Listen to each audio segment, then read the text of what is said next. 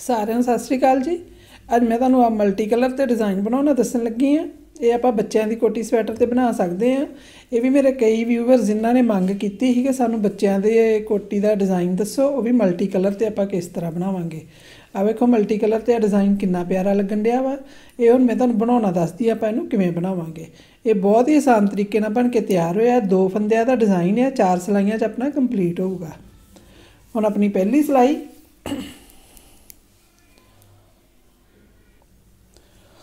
ਹੁਣ अपनी पहली सिलाई ते आपां पहला फंदा आपां जिहड़ा सीधा ही बनावांगे।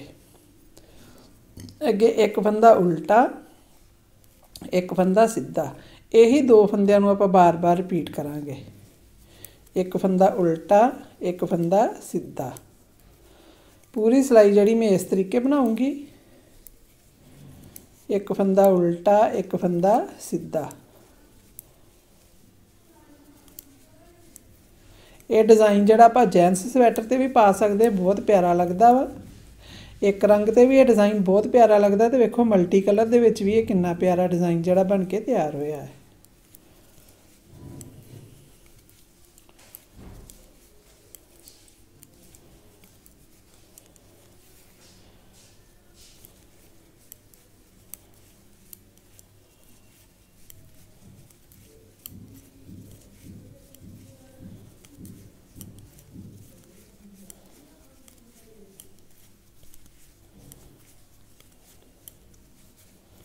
हुण डिज़ाइन की अपनी दूसरी सिलाई, ये अपनी उल्टे पासियों आऊगी।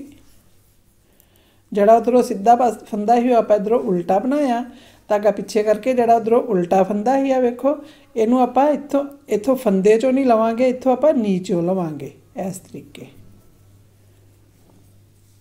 सीधा फंदा जड़ा उल्टा हो गया, जड़ा उधरों उल्टा फंदा ही इनू आप इस तरीके लवांगे।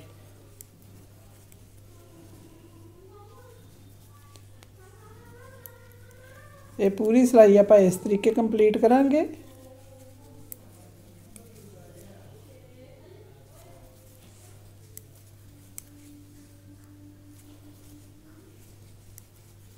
आ फंदा आप इत्थों फंदे चों ही लवांगे, आ वाला फंदा आप इत्थों नीचों लवांगे। इस तरीके उल्टा फंदा इत्थों फंदे चों लवांगे, सीधा फंदा जिहड़ा आप नीचों वाल लवांगे।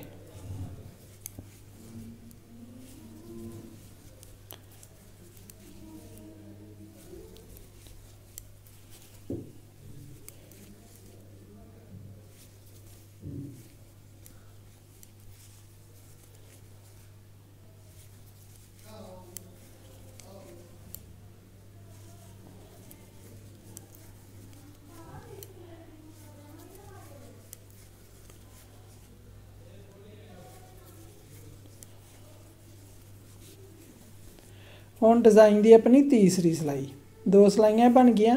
हुण आपां तीसरी सिलाई ते आ गए।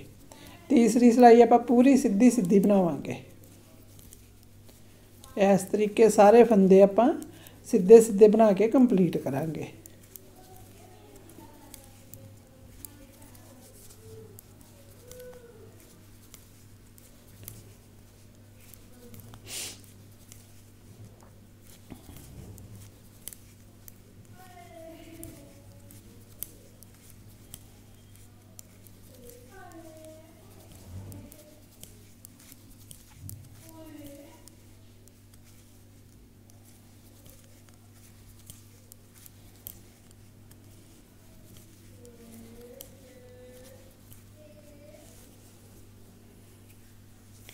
हुण आपां उल्टी सिलाई, ये अपनी चौथी सिलाई आ गई।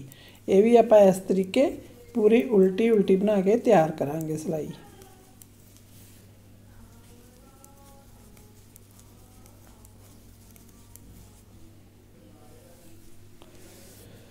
वेखो इस तरीके अपना ये डिज़ाइन जिहड़ा बन के तैयार हो गया। यही 4 सिलाइयां नूं आपां बार बार रिपीट करते जावांगे तो एक शानदार डिज़ाइन तैयार करते जावांगे। जे मेरा चैनल सबसक्राइब नहीं किया जरूर करियो, ताकि इस तरह नवे नवे डिज़ाइन तुहानूं सिखाउंदी रहां।